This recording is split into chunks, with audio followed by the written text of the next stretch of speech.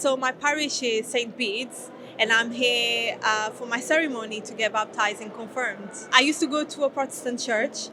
It was a non-denomination.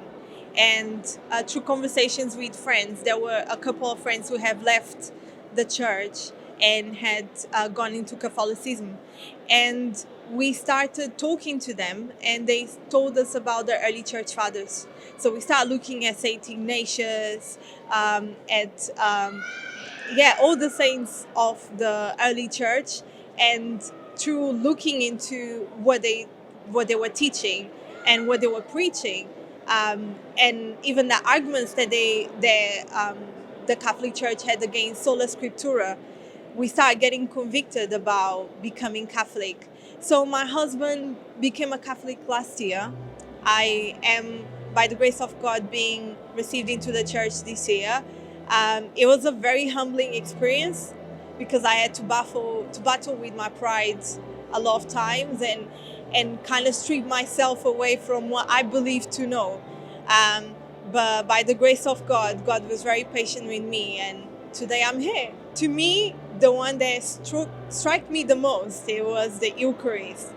When I began to see the miracles and what the church father said about the Eucharist, I was like, ouch, like, and just seeing, and also seeing how they were speaking about leadership and order, it really struck me because at least in my non-denomination church, like there wasn't the same order and the same reverence that there was for clergy. So people there still love Jesus, and I believe that a lot of them are honest and pure. But at the same time, I did feel like there was something missing. It's like, I think like in Protestantism, you get to a point where you hit a ceiling and you're like, okay, what is there more to see?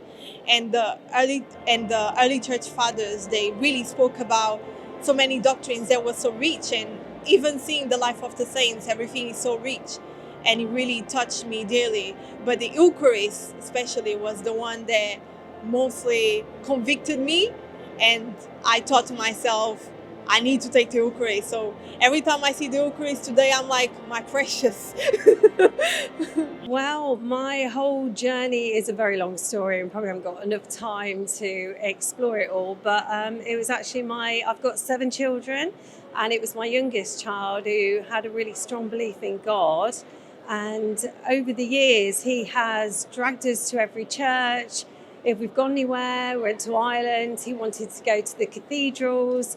He just always talked about God. And I think it's really his strength of belief that has made me believe and explore it further. Again, it's kind of strange, when he's about 2.5, 3 years old, he just started talking about God. He'd heard someone say something at school.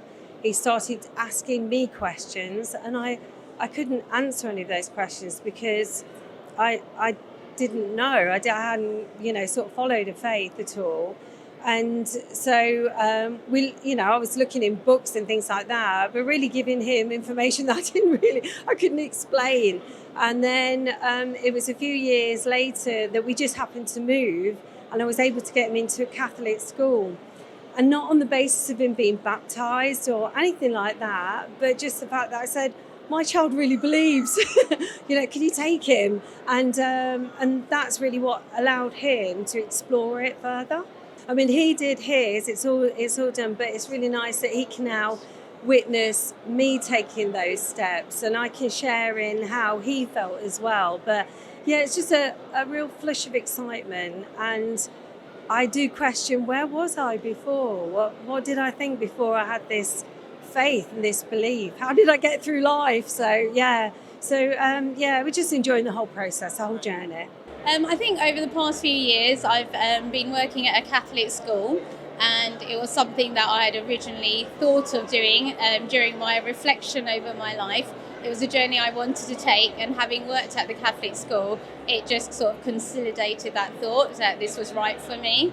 And I've made that step by doing the RCIA course, with Deacon Emerald at St. Phil's, and it's been very nourishing for the soul.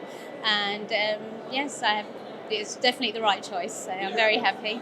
I think just generally having more purpose and being able to serve the community better, and I now have more knowledge thanks to Deacon Errol, and I'll be able to give that towards the children as well as other adults and make a bigger difference, I think, in everyone's lives. I think it's always been the message of like giving time and helping everyone and anyone and appreciating all the uniqueness and not treating people differently because of who they are. That's always resonated with me. And being a teacher, obviously it's a vocation, and I think it just brings the journey all into a nice harmony. It's been about a year that I have felt it in my heart. I started having dreams about Mary.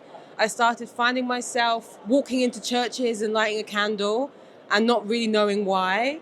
And I started to attend church randomly every Sunday and just felt really strongly that it was something that I wanted to do. To be honest, it's more like I love to ponder the presence of Mary. I have a statue of Mary, and I should also say that this is quite unusual considering my way of living beforehand. Like, I'm a musician, so I live quite a kind of rock and roll life. So when I started to feel this real strong call to Mary and the church, it felt strange, and people around me thought it was weird, and still it didn't matter. I knew that it was something real and strong and pure, and I'm really happy that I've listened to my heart and taken this path. Mary gives me so much comfort and love and understanding.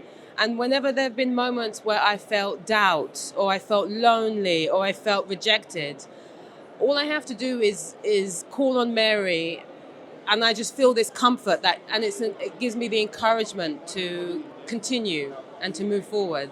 It's really hard to put into words, I have to say. But yeah, it's just such a strong feeling that it's undeniable.